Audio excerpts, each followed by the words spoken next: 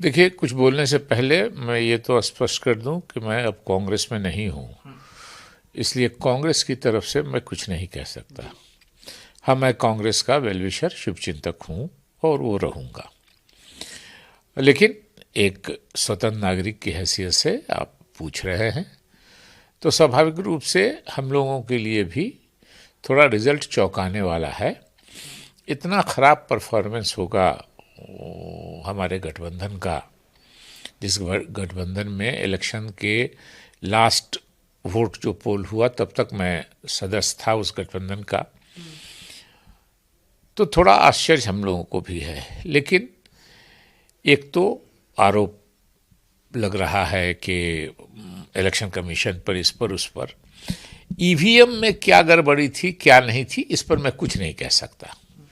लेकिन उसके बाद मुझको लगता है कि एक सेट पैटर्न जो 1995 में बिहार में शुरू हुआ वो आज भी चल रहा है कि कौन सेक्शन किसके साथ है।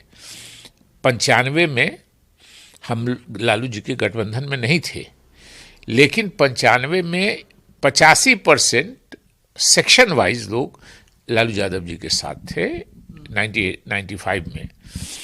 और उसके बाद धीरे धीरे धीरे धीरे सेक्शंस अलग होते रहे और 2 सेक्शन बच गया हमारे गठबंधन में।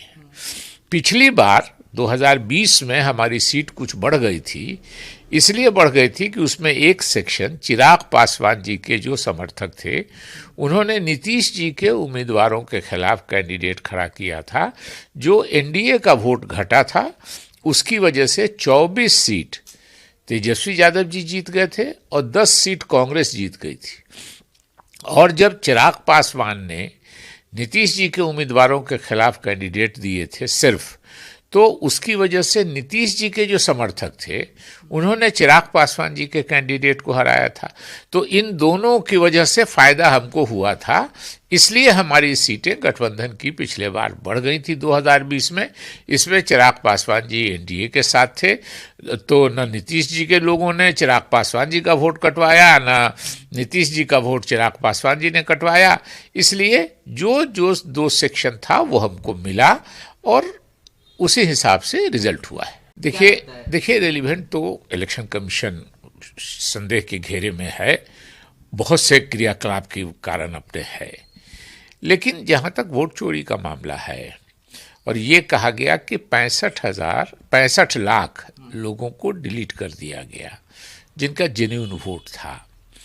मैं ईवीएम में कोई गड़बड़ी रही होगी उसके बारे में मैं नहीं कह सकता। आरोप लगता रहा है ईवीएम पर कि उसकी टैंपरिंग हुई है, उसके बारे में मैं नहीं कहूंगा।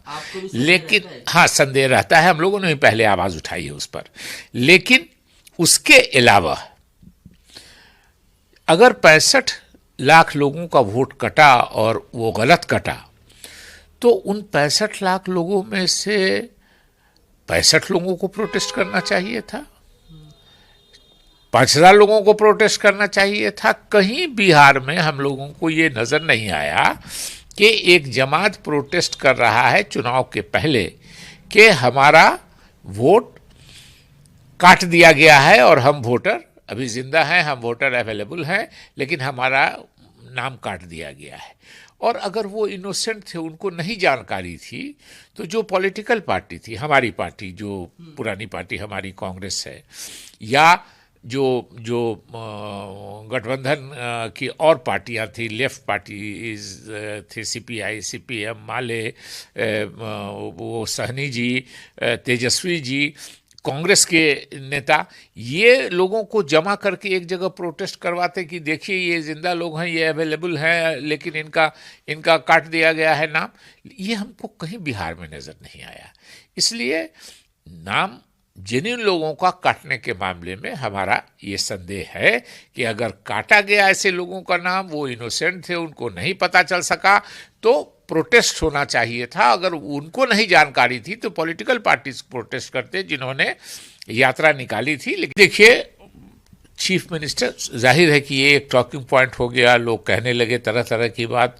मुस्लिम समाज में भी हर तरह के लोग हैं, दूसरी पार्टियों में भी मुस्लिम समाज के लोग हैं, वो उसको एक्सप्लॉइट करने लगे कि साहब 2% वाला उप मुख्यमंत्री होगा और 18% वाला दरी बिछाएगा। तो ये एक मौका आपके जो अपोनेंट्स है मुस्लिम में 100%, हाँ ये सही है कि मेजॉरिटी ऑफ द मुस्लिम, ज़्यादातर मुस्लिम हमारे हमारे, हाँ वो सही है कि वो हुआ। अगर वो नहीं होता सिर्फ चीफ मिनिस्टर, तो हर आदमी को मालूम था कि अगर हमारा गठबंधन जीतेगा तो Tejashwi ji chief minister face है वो होंगे। लेकिन डिप्टी चीफ मिनिस्टर तो बोलने वालों को मौका मिल गया। पॉलिटिक्स में परसेप्शन बड़ी चीज़ होती है। परसेप्शन ये ख़राब हो गया कि Muslims are taken for guaranteed. उनको बिल्कुल ये समझा जाता है कि आप उनके साथ कुछ सलूक कीजिएगा वो आपको मजबूरी में वोट देंगे। ये परसेप्शन गया था।